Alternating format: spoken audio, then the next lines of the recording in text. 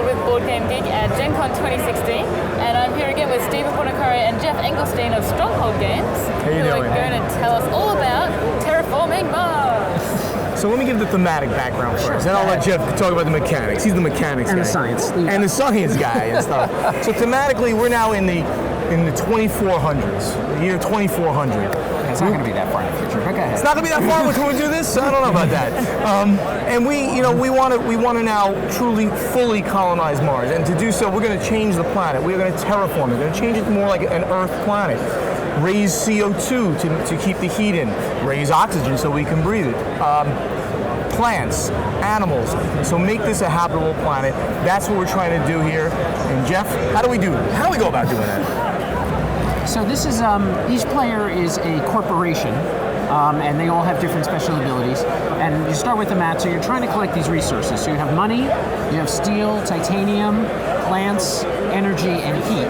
And ultimately what you're trying to do is you're trying to kind of not work you're working in unison to increase the habitability of Mars, but it doesn't all happen. You're still competing with each other to try to hit certain milestones. So there's two main things in terms of terraforming. So first is you're trying to increase the oxygen levels.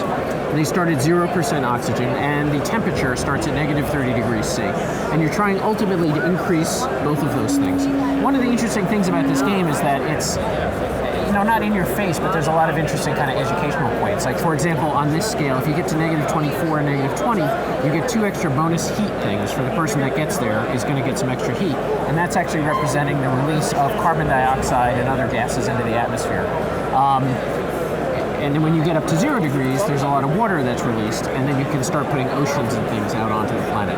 There's also oxygen levels that increase. When it gets to 8% oxygen, that's when you start getting a greenhouse gas effect. And so it starts trapping heat. So again, the person that makes it go here gets a little bit of boost on the temperature scale. And so there's interesting things that are like that pull it together. Kind of the core of the game is the players are going to take actions, and everybody has basic actions that they can do. You can build power plants, or you can try to increase temperature or create water, and you're paying money for all of those actions. But also, everybody starts with these project cards, and you collect more of these each turn. For example, this one lets you create methane from Titan. You actually are going to mine it from Titan and bring it in. And there are certain requirements, like it has to be at least 2% oxygen before you can do this card. You have to pay the 28 money. I keep forgetting that it's like this, right? And then that's the effect that you get. You're going to get heat, and you're going to get plants. And ultimately, plants, if you get enough of them, you can start putting these greenery tiles onto the board, which if you can get them next to your cities are going to give you bonus points at the end of the game. The interesting thing about the projects and the way the project cards work is you actually draw cards at the beginning of the turn, and you can keep as many of them as you want, but you have to pay 3 money for each one that you keep. So if you can, your eyes can get bigger than your wallet, I guess, and you can keep all kinds of cards and pay for them, but ultimately you have to be able to if they're just sitting in your hand, they're not doing you any good at all. So you have to, kind of balance. What am I going to do in the short term, but is this card really good for my long-term strategy? Because there's different classes of cards. Like this one is a building card. Building cards are really good to get if you happen to be really good with the steel. If you're getting a lot of good things with titanium, you want to get cards that have this tag, and that will help you build those. So one of the really awesome things, and one that you saw with so many of the Stronghold games, is they have the great components, is these really, really awesome cool cubes. Would you like to talk about the cubes, Stephen? Let's talk about the cubes. Well, of course, since this is not a Euro-themed game, it's a space-themed game, I put in, with our co-publishing partners, we put in all these plastic cubes. These are the player color cubes, and they're really cool and a little more spacey, but also these are plastic cubes, but they are bonded with a metal and metallic coating. So bronze cubes, gold cubes, and silver cubes. So they just look like amazing too. So when you show this game, okay, we don't have tables and chairs in it in 3D, but they've got cubes that you never have seen before, and that's just a really neat feature of the production quality of the game. Yeah. And from a mechanic standpoint, so we kind of went over the cores of the resources and the project cards, but the way that the game flows is very, very smooth and quick. So you just basically go around during an action step. First you collect all your resources, then there's a series of actions, and on each player's turn you can take 1 or 2 actions, which is going to be dealing with some of these cards. Some of these cards will give you bonus actions you can do, doing the standard actions.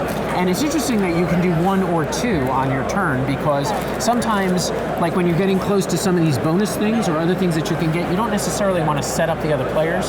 So if you just do 1 action all the time, you might be getting closer. So maybe someday you want to kind of wait and pull back and maybe do 2 and jump and grab the bonus all at the same time.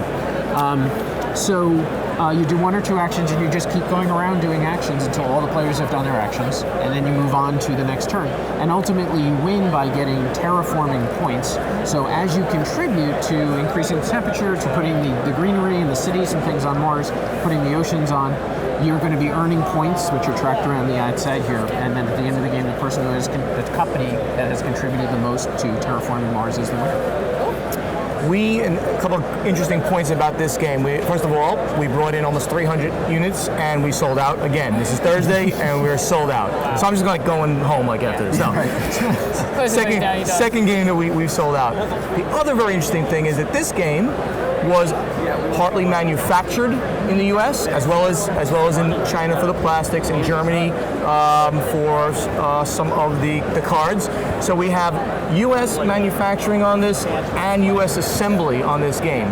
This game was done at LudoFact USA. It's the first game in their new plant in Indiana. It's right here. It's right outside of Indianapolis, in fact. So I'm really proud of that we were able to bring some of this, our hobby, to the U.S. for manufacturing and assembly. So it's a really cool thing, and great to be working with the greatest of the board game printers in the world, LudoFact, now in the U.S. as well. Awesome. Well, thank you very much for showing us that. Thank you very much.